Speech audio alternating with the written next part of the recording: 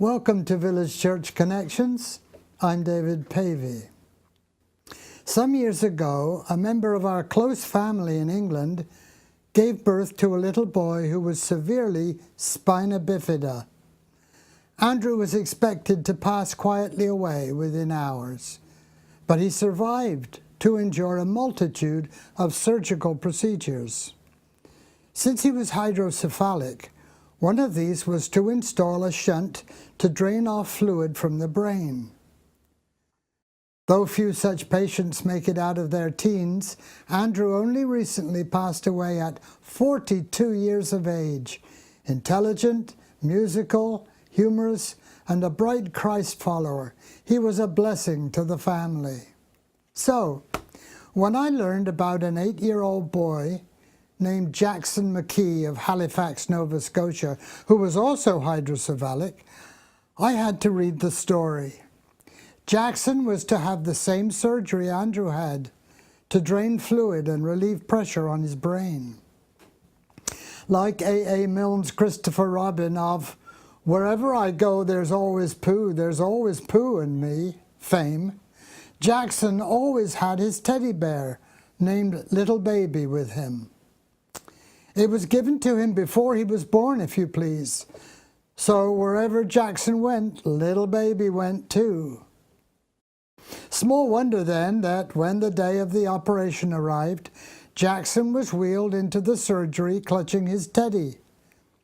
The kindly pediatric neurosurgeon, Dr. Daniel McNeely, was used to fielding questions from children before surgery, but never had he received the request that Jackson made that day.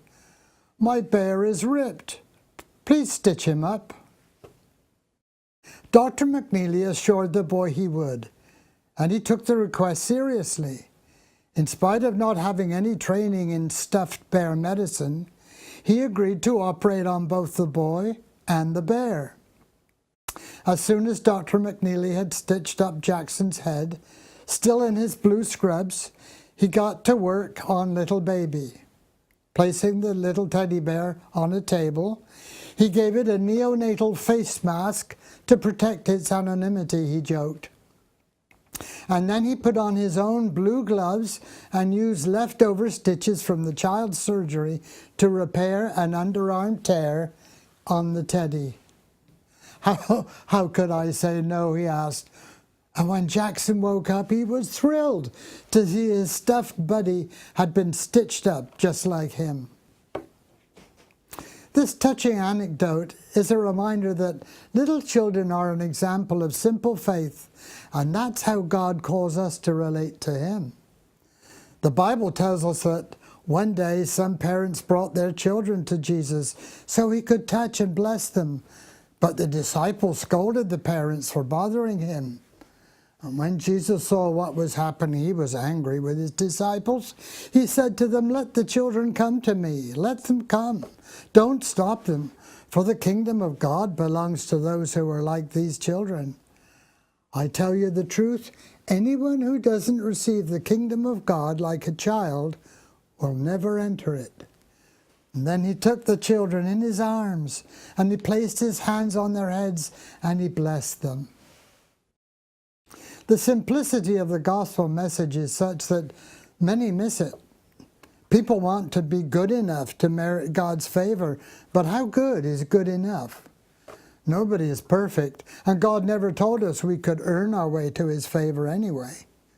He calls us just to trust what He's done for us, not what we think we can do for Him. The Bible tells us that it's impossible to please God without faith.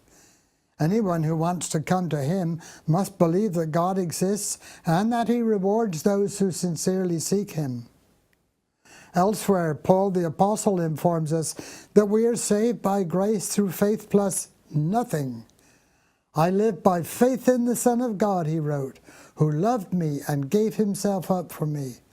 I do not treat the grace of God as meaningless, for if keeping the law could make us right with God, then there was no need for Christ to die." Faith, said Martin Luther King Jr., faith is taking the first step even when you don't see the whole staircase. Little Jackson's trust in his doctor is a powerful example of faith. Remember the words of Jesus, anyone who doesn't receive the kingdom of God like a child will never enter it.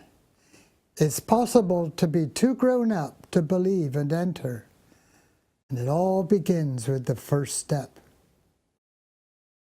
And thank you for tuning in once again to Village Church Connections.